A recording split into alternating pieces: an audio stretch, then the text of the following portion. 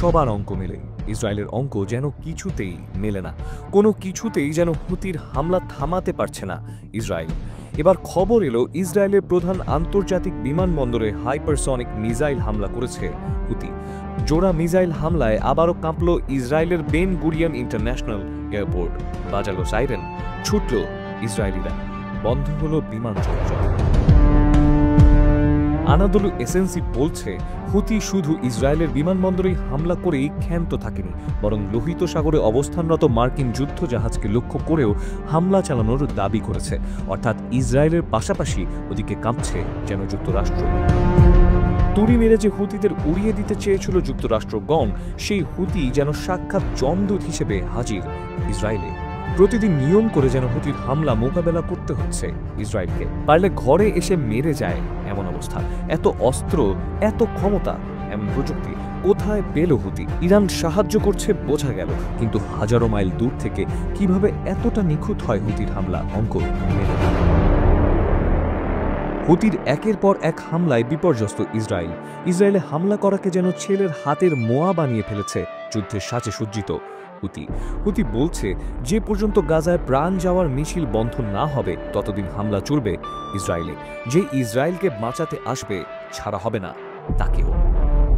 ক্ষেপণাস্ত্র হামলায় Ben Gurion বিমানবন্দরে প্রাণহানি বা ক্ষয়ক্ষতির কোনো তথ্য এখানে পাওয়া না গেলেও এ ব্যাপারে বিস্তারিত জানতে ইসরায়েলের সরকারি কর্মকর্তাদের সঙ্গে যোগাযোগ করেছিল তুরস্কের রাষ্ট্রায়ত্ত বার্তা সংস্থা আনাদোলু এজেন্সি। তবে কোনো কর্মকর্তা মন্তব্য করতে রাজি হননি।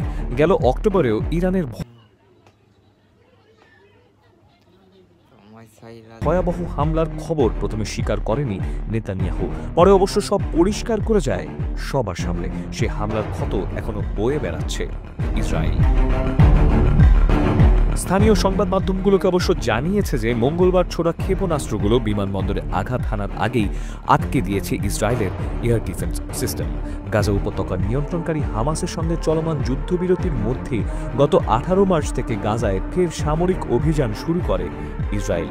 এই পরিস্থিতিতে ফিলিস্তিনিদের প্রতি সংহতি জানিয়ে ইসরায়েলের বিভিন্ন স্থাপনাকে লক্ষ্য করে হামলা চালাচ্ছে ইয়েমেনের হুথি বিদ্রোহী গোষ্ঠী। গত এক সপ্তাহের মধ্যে পঞ্চমবারের মতো হামলা চালালো হুথি। এর আগে গত সোমবারেও তেল আবিবের বেন গুরিয়ন বিমানবন্দরকে লক্ষ্য করে প্যালেস্টাইন 2 ক্ষেপণাস্ত্র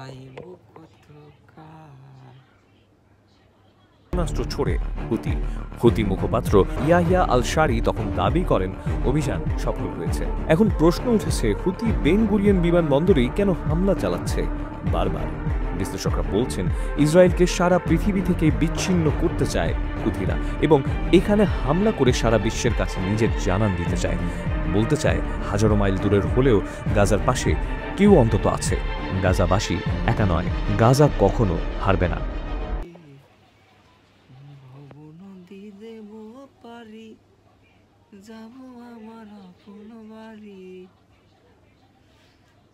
কাটিতে বান্দা নাও মন মাঝে কেন ঘুমাও, কাটিতে বান্দা নাও মন মাঝে কেন ঘুমাও, লা লা লা লা লা লা লা লা লা না না না বাবা দেখা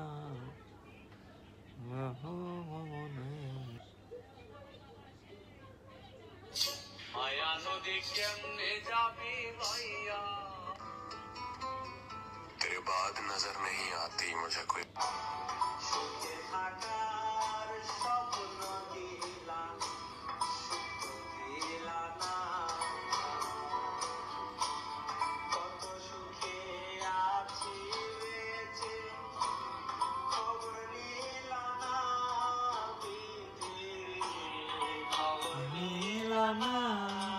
আর তার এত সুন্দর ভালোবাসা